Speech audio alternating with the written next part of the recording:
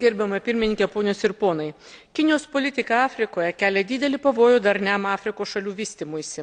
Kinijos valdomose bendrovėse Afrikoje žmonės dirba vergovės sąlygomis.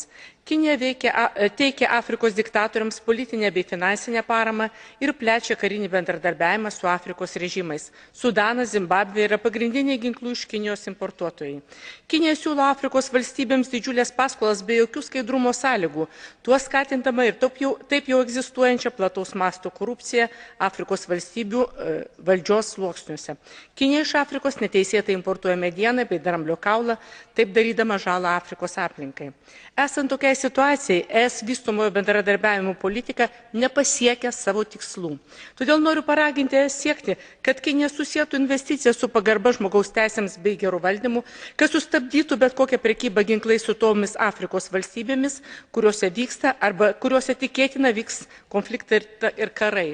Tol, kol Kinija nenustos tiekti ginklų šioms valstybėms, ES turėtų taikyti Kinijai ginklų embargą. Ir dar norėčiau akcentuoti, jog Kinijos politikos Afrikoje atžvilgiu ES privalo nugalėti nesutarimus tarp atskirų valstybių narių. Naujai apgalvota ES politika Afrikai leistų abipusiai naudingai panaudoti Afrikos gamtinius ir žmogiškuosius išteklius, kurti Afrikos ekonominę ir politinę nepriklausomybę. Ačiū.